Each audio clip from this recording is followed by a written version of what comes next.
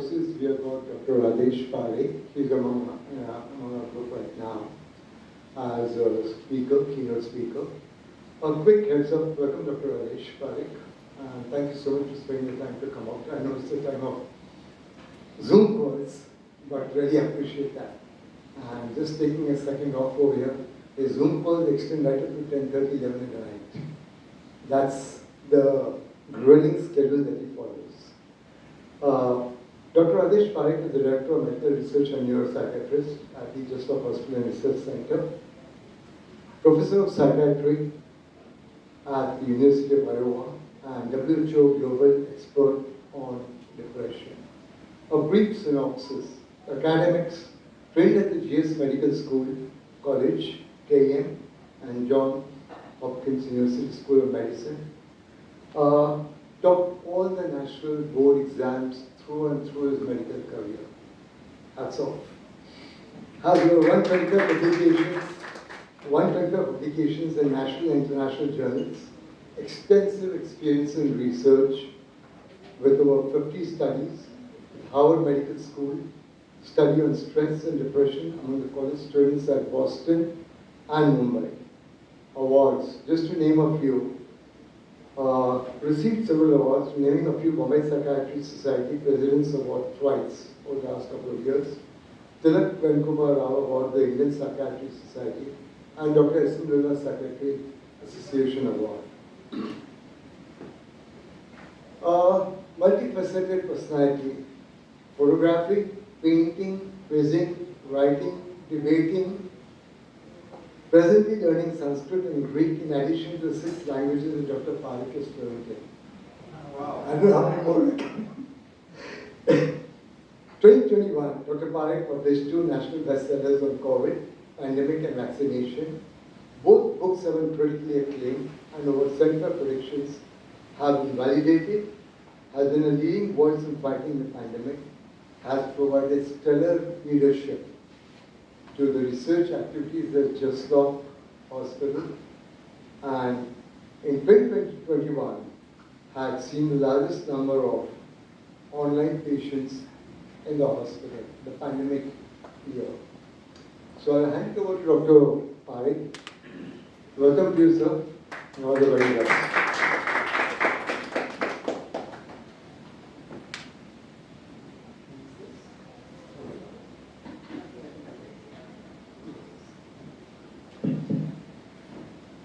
Hi.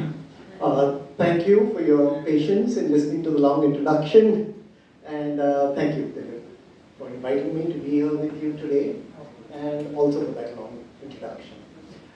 Today I thought I'd talk to you on resilience. It's a solemn day today from which many lessons can be drawn. Have you been able to get the pen drive hooked up, and are we ready to roll? All right. One of the advantages of preparing a talk at the last minute is it stays fresh in your mind. So I could pretty much do this thing even without a pen drive being connected. There were some compatibility issues.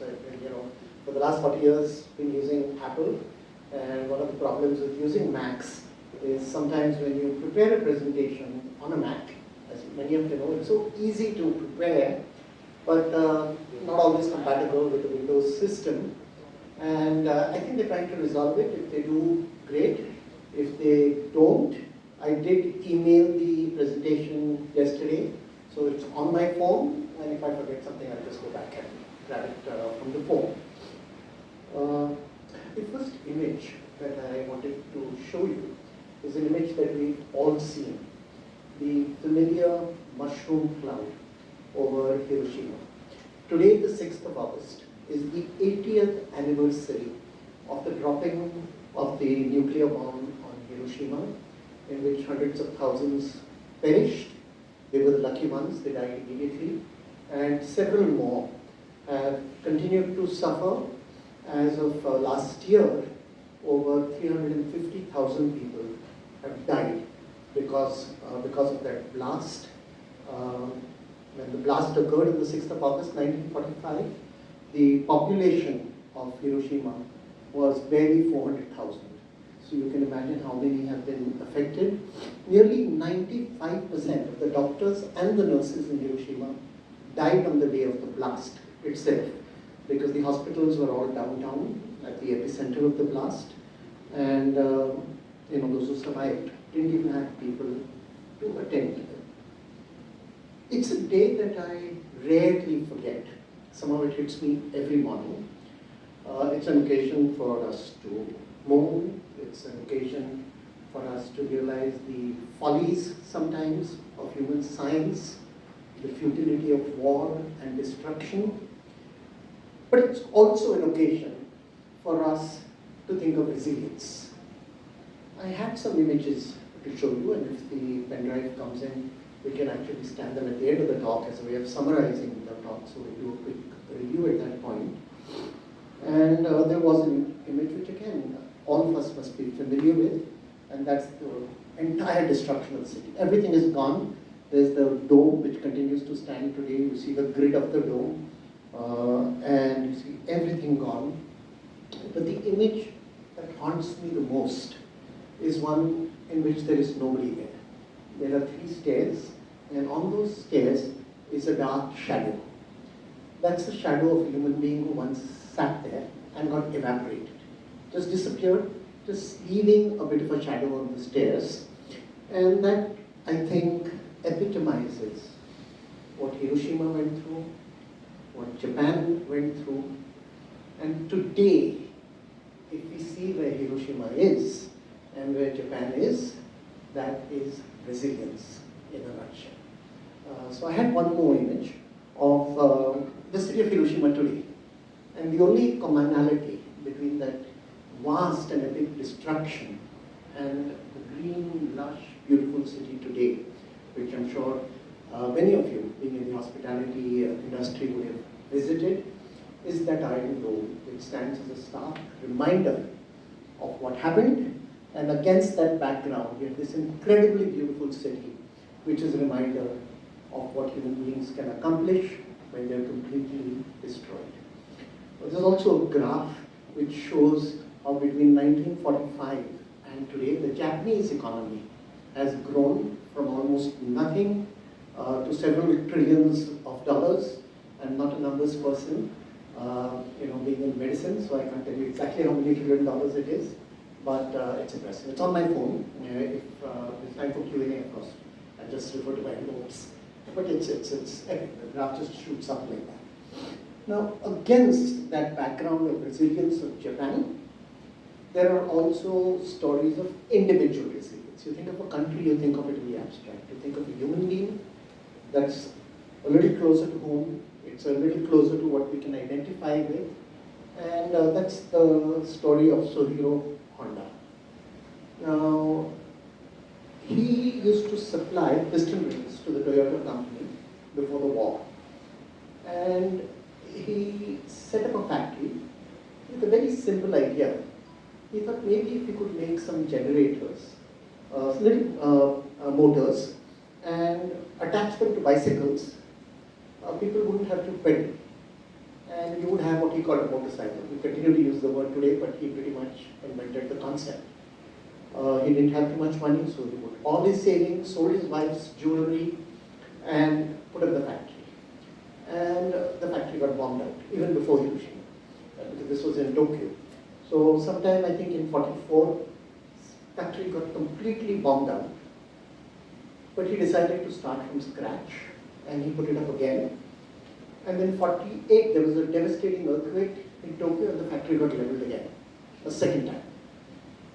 And he wanted to go on because he thought he had an important idea. So what he did is he used leftover engines from the war, little engines of generators, simply attached them to a cycle, and created the world's first motorcycle. He called it Type A. And from then on, he went on. And today, Honda is again one of the major car companies in the world. And I have a second graph for you to show you how Honda has grown from that devastation to where it is today.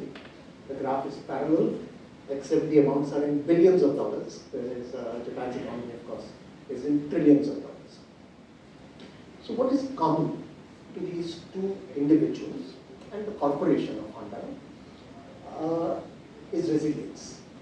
So what is resilience? And for that, I would like to read out the technical definition for you. Okay, I can see someone walking in with a laptop. All right, but if they don't, I will look at it. I didn't bother to memorize the definition because it was on a slide, but I do have it here. All right, so the American Psychological Association in 2014 defined resilience as the process of adapting well in the face of adversity, trauma, tragedy, threats, or even significant sources of stress. So the keyword is adapting well to all these terrible situations. Stephen Southwick was a professor of psychiatry at Yale, and he did a lot of research on resilience. He wrote books on resilience. So he was, and he's no more. His work continues to be the leading source of our understanding on what is resilience. And I think his definition of resilience is perhaps more apt than the technical definition. And he says resilience is the ability to bend but not to break, to bounce back, and perhaps even grow in the face of adverse life experiences. The word that I think is the key is the ability to bounce back from adverse circumstances. So these are two definitions of resilience. Quite simply, when there is failure, sometimes utter failure and devastation, to be able to get up, move on, and sometimes move to success. I don't have to give you examples in the hospitality industry, but you know the couple that are there of people who started with nothing and built up huge empires. One of them, I was personally involved in the latter years of his life in his care, and that was Mr. M.S. Soberoi. And we know his story. I'm sure it's the first class perhaps students get in the hospitality industry when they study. Is it ready? Fantastic. Mine, I don't have a laptop. I brought it right. This. Okay. All right. Absolutely. So this too is resilience. You were sitting calmly. I am reasonably calm. This could have been a potentially odd situation.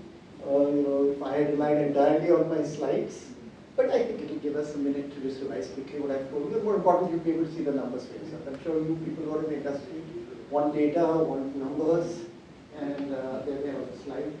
So let's keep our fingers crossed and hope we're able to collect them. Do we take it? I'll wrap it up for you. So, we were the definition of resilience. When I started my practice at the Jaslok hospital in 1989, a year later, a dear friend of mine, who incidentally turns 80 this week, celebrating his birthday one of these days. Some of you may have known him if you went to St. Xavier's in Mumbai. His father, Terence Quadras, Jesuit priest. He taught me briefly when I was in school, and then he was in college. And we became very, very close. Close enough that when Firoza, my wife, and I traveled, we would actually request him to come and stay at home so that he could be with our 3 kids who loved him. And an extraordinarily creative person. So he made a poster for me, which hung in my office for several years until we moved office. And can't imagine it as a band of blue like this. And then think of green, think of yellow, think of just a small segment of the rainbow, most of which is blue. And on that he wrote, when you're too close to blue, you do not see the rest of the rainbow. And I thought there was a lesson in that, so I kept it in the office first of all to tell myself, as a reminder for myself. And some of my patients saw it and saw solace in it. They realized they were so deep into their depression and into their sadness that they were not able to see everything around.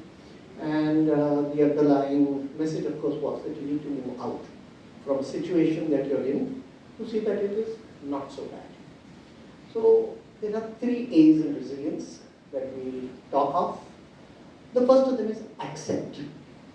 If the situation is bad, if it is not going our way, the first step is to accept the situation. This might sound so easy, but having been in practice for so many years, and having learned once the hard way in my own life, it's difficult. Sometimes human beings tend to deny that there is anything wrong.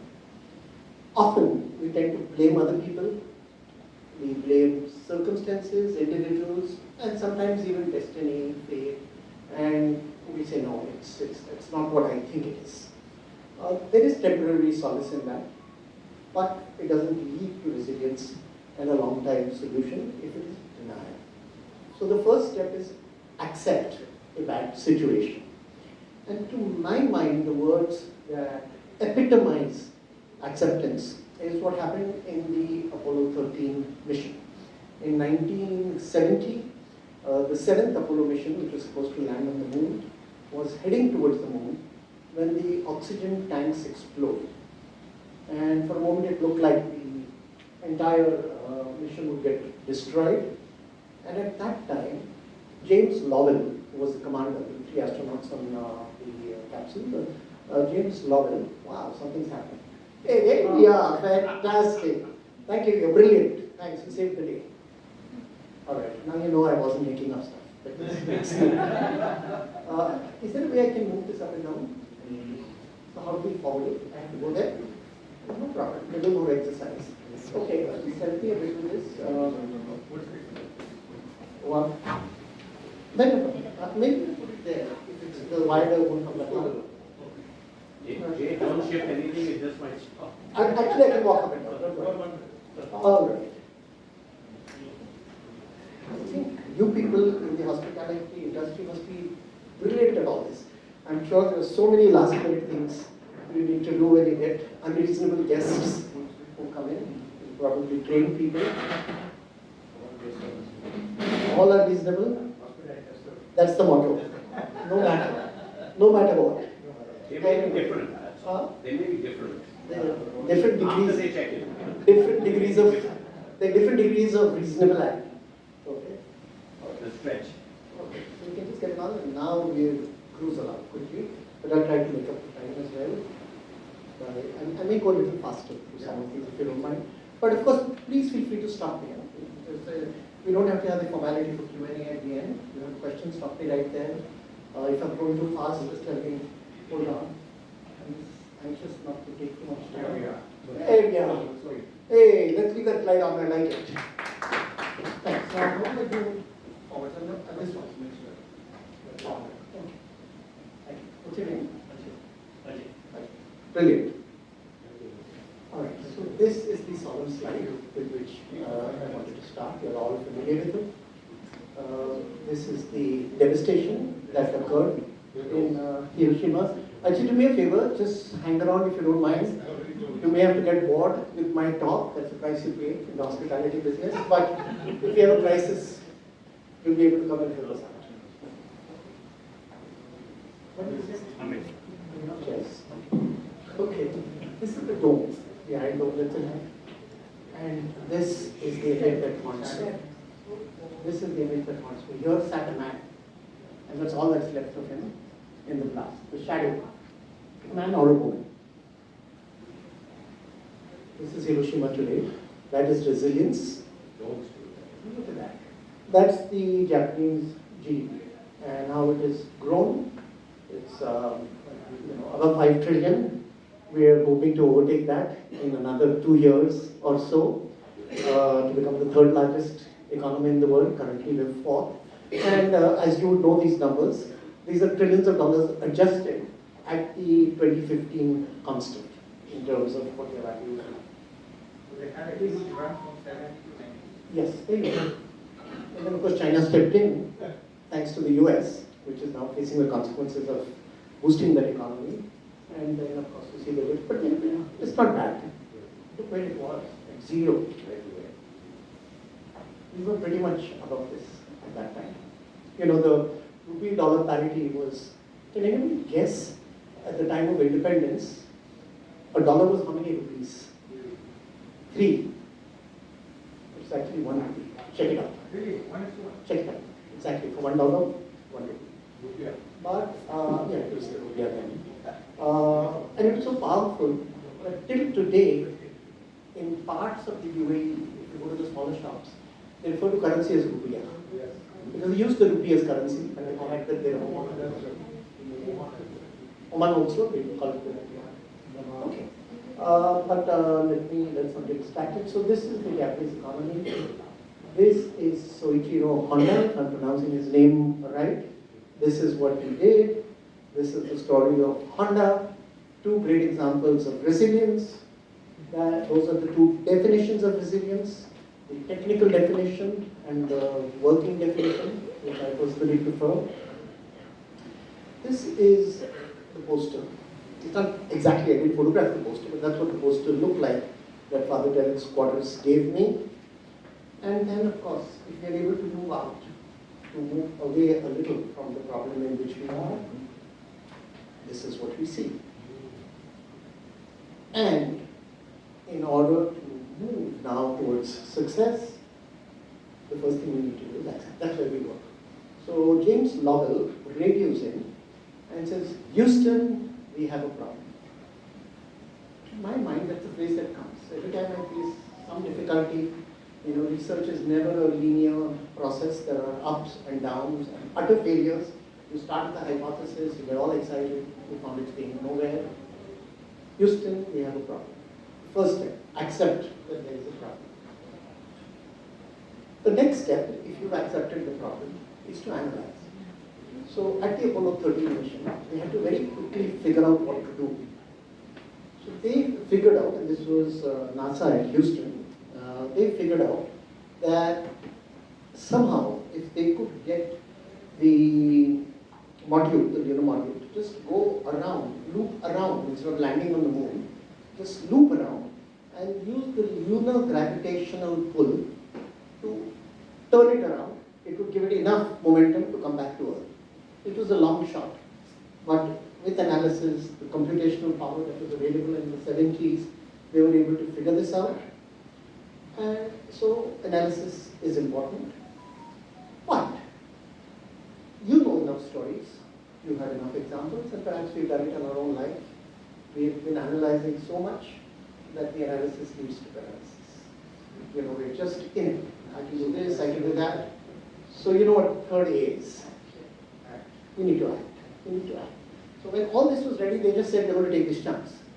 It's better than the whole module exploding. Okay, the odds are better. So they looped around and they landed on Earth. They're heroes, and they continue to inspire generations of Americans to take to space. They land on Mars, set up a colony over there. So it's a great moment for humanity. I think it's a great moment for those of us who are in understanding resilience, to know that first we need to accept the problem, next we need to analyze, and third we need to act. I was telling you that, and I thought I'd give you a personal example, because some of you may have similar stories and it may resonate with you. So when my wife, Firoza, and I left for the United States in '85, I trained at Johns Hopkins, as you mentioned, my wife trained at Yale. We left with the idea that we wanted to come back and work in it. Mind you, this was pre-liberalization. There wasn't much happening in India in the late 80s. But we had a sense of commitment that this is where we want to be. And I wanted to continue at the KM Hospital where I had trained and plan that I would spend the rest of my life in research and in academics. And then, for a number of reasons, many of them outside of my control, that didn't happen. It took me 6 months to accept the problem. That's how long it took. I kept thinking that no, something has to happen. I went to the BMC at least 15 times, met with the person who was in charge of the hospitals. So it took a long, long time to even accept that there was a problem, because I knew what I wanted, but what was getting in the way, whatever it was, I thought that will pass, that will go away. When I had returned, I left my wife and my 1-year-old son behind in the US. They were to follow in 6 months' time, because the fellowship started 6 months after mine did. And of course, I would talk to her almost every day. And she kept telling me, just forget it, come back. Luckily, my mentor, Dr. Robert Robinson, had told me when I left, because I left 6 months earlier, prematurely because of the job I was getting, and he said, just come back. So it was the easiest thing in the world to say goodbye, go back, but that's not what I wanted. So I stayed in denial. And I told myself, this is going to be turned around. This has got to work. It wasn't. One day out of the blue, I got a phone call. The OPD I worked in didn't even have a telephone. So I got a call in a neighboring OPD. Somebody came from there and asked for me and said, there's a call. I went there. It was Dr. R.D. Lele, who was then the director of the Jaslok hospital. And he introduced himself and said that I heard you're about to go to the US, return. I wasn't really, but word had gone around that I'd probably go back. Because I was asking everybody. So part of my process of analysis, so I'd accepted the problem, but in the analysis, I felt I needed advice from people. So it's very important when we're in a problem to turn around to people who are close to us. The one person I turned around had one simple solution: get on the plane and come back. I didn't think that was the only solution or the only option I had. So I started talking to people, and in the process, word got around that I was going back. Everybody told me to go back. They said, what are you doing over here? Just get back. So I got this call that, I heard you're about to go back. Would you consider coming and working at the Jaslok hospital? Now, this to me was really strange. Everybody was desperate to get into hospitals like Jaslok. In those days, it was just Jaslok and Hinduja and Bombay Hospital behind me. So I said, well, I'd like to come and meet you. And then, of course, that evening I called Firoza and I said, I'm going to call to Jaslok tomorrow. And she said, go. And if you get it, just say yes. So I said, I don't know. I have to see what you're offering me. I can't just say yes. So the morning that I was leaving, there were no cell phones in those days, like these old rotary phones. So she called me in the phone at home and said, you remember what I told you yesterday? I said, yeah, you said to say yes. Okay, don't lecture them. Don't give your views on private hospitals versus public hospitals, on which I've spoken extensively in the past. Just take it. This is not worked out. Try it. That doesn't work out. You come back. And so then when I went next day, the trustees were around. To my great astonishment, they didn't ask me a single question. They had gone over my CV. I think they were familiar with some of the work I'd done in the US. They offered me the job. I said yes. And here I am. It's more than 35 years. My original contract, which of course has been renewed several times, offered me 5 other attachments. I could go to one public hospital if I wanted and join 4 other private hospitals. I had the options. Some of the private hospitals did welcome me over the years to come there, but I felt no need. I had in mind that at a place, at a time when everything was dark, one place invited me. They could have made it look like they were doing me a big favor. They did not. And so there I am. So the important thing was to act on it. About 900,000 years ago, all of humanity was reduced to 1100 or some say 1300 individuals. Now this study was published just 2 years ago. So a group of Chinese geneticists who looked at gene pools, and then you can, by looking at the genetics across the world population, work back in steps and figure out how far back you can go.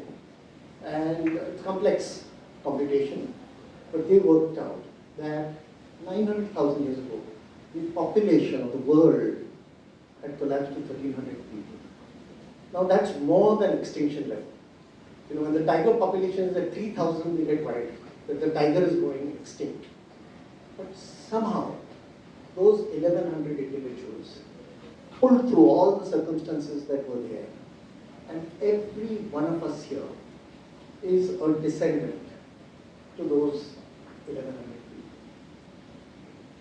They could have given up. Circumstances you can imagine would have been stark and challenging. What got them to survive is resilience. So it is resilience which let Japan come out from utter devastation and destruction to where it has reached today. It is resilience, which is the story of Honda.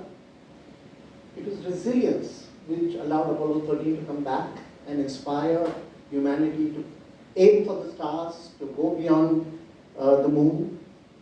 In my own small way, I think it is resilience which brings me to you today. And of course, it is resilience which brings all of us together in the room. And so it's an important thing for us to remember. We just have to keep the 3 A's in mind. We have to accept a problem. Sometimes that can be even more difficult than action, analysis, and then we need to act on it. And in conclusion, I'd like to use the words of one of my favorite authors, Camus. And Camus, in Return to Tibasa, wrote, "In the depth of the winter, I finally learned that within me, inside of me, there lay an invincible summer."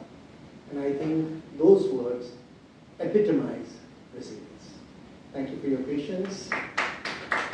And my friend had enough confidence in his system to disappear from here. Actually, I noticed him leaving 5 minutes away. I was about to call him back, but then I said, it will get all of us nervous. So I said, at the most, if the system comes out, we'll make sure.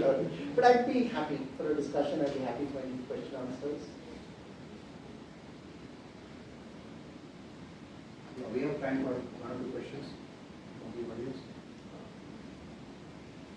My good friend Dr. Batra says, I have time for questions, and he pulls out some book and he wants to give me and get rid of me as quickly as possible.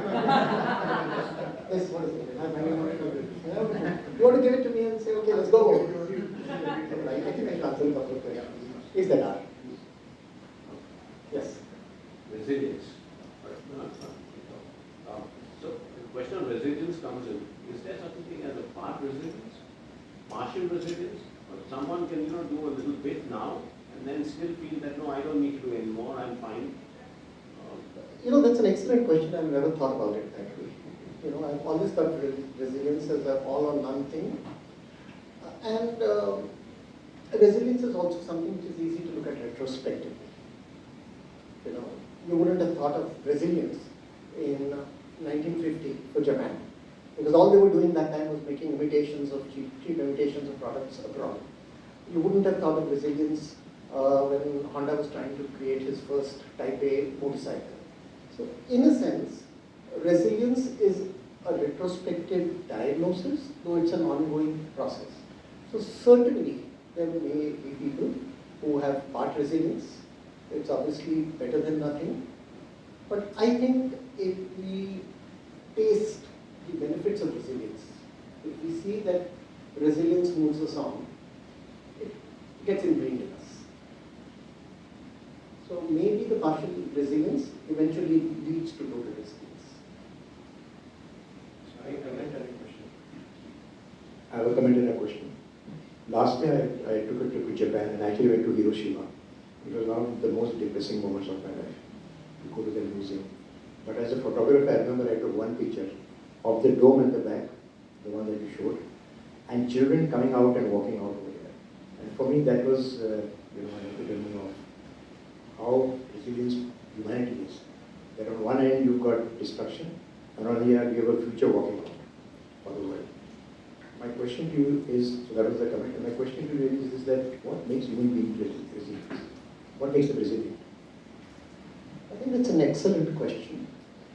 There must be resilience inbuilt in our species that has made us. If you go back, our ancestors were a little bigger than mice. We're all descendants of mammals who survived the asteroid that impacted on Earth 65 million years ago, wiped out the dinosaurs. There must be some resilience. I doubt those 1,300 people who are our ancestors had a guy come there in a jacket and lecture them on resilience.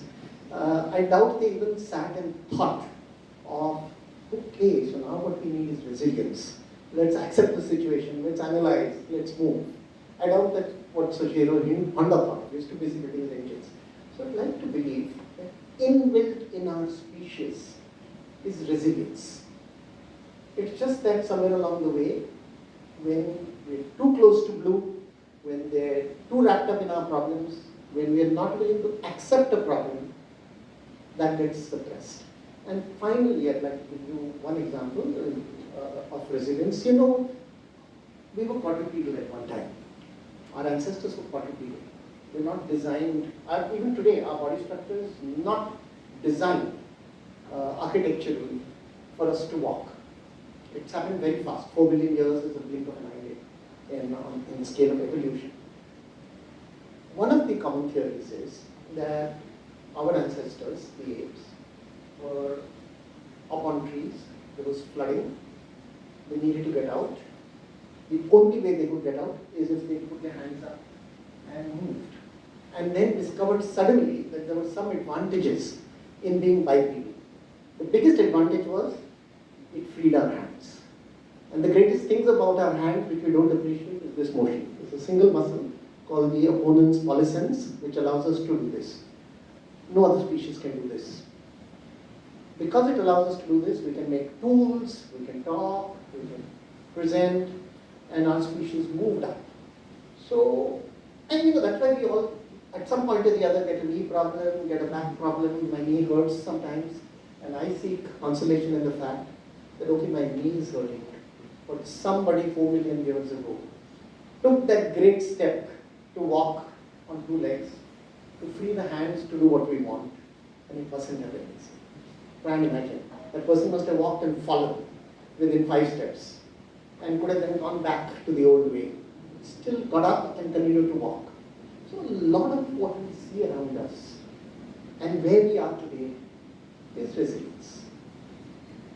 The Indian economy today is a tribute to resilience after 200 years of issue. Thank you so much. We are going to end here. Thank you very much. It's been a masterclass on resilience. On behalf of our club, may I present you with a token of appreciation of the afternoon's conveners. Thank you. And I now request our Vice President John to please give a formal vote of thanks. After which, we are happy to meet Doc outside informally over a cup of tea. So, ladies and gentlemen, thank you very much to Dr. Parikh for his insight on resilience. At the start, you mentioned that fateful day when Hiroshima happened, and you mentioned that 90+% of the people actually disappeared, and the good thing is that they died.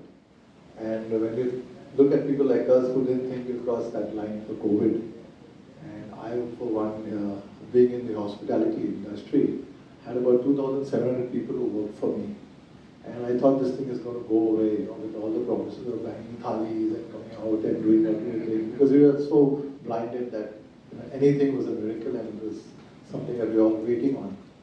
And I said, this will happen in a week's time, and it didn't happen in 4 weeks' time, a month passed. And I took a call that, I said to all my people, go back to wherever you can, the best way you can. And I was left with 63 people in my company. I mean, and we started off with the first month in terms of 50%, 60% salary. We went down to 20% salary depositing into people's accounts, because the minimum balance for a poor person that works for me, an average salary of 28,000+, that's an uphill task. And some of the accounts also froze because they didn't have minimum balance. So cut the long story short, I came down to 63 people, and when things got better, those people came back to me. Those people stayed with me for the same salaries. Today we bring people just like that. Though I have a referral and so much of R&R I do to retain good talented people, I'm a good 3,000+ people today. Is because I did act, and for some part of the time I thought I was taking a big gamble and a big risk. But I call it lucky or whatever, I did act, and that's the resilience I think we should all carry within ourselves. And there's a learning, and we are so grateful to you. Actually today, I don't think, at least for me, I had forgotten this fateful day, and you have kind of rekindled that and reignited that day, because that's something that we have a learning from. From ashes to rise like a phoenix and go the Japan way. I think all of us have a lesson there to learn. And thank you very much to our members for coming out today. And I always say this, or somebody who's giving a word of thanks says, we have such powerful speakers, such excellent speakers. I think we should encourage more of our members, talk to more of our members and make this time. So for those of you who are here today, thank you very much. On behalf of Dr. Batra and the committee and the members, thank you from the bottom of our hearts for whatever you've done today to us and enlightened us with your resilience. So I'll pass the phone back to Doc. Thank you very much, Doc. Wonderful having you over. And a big thank you to Dilip for having invited you on our behalf. Without it, it would not have been possible. So thank you so much, Dilip.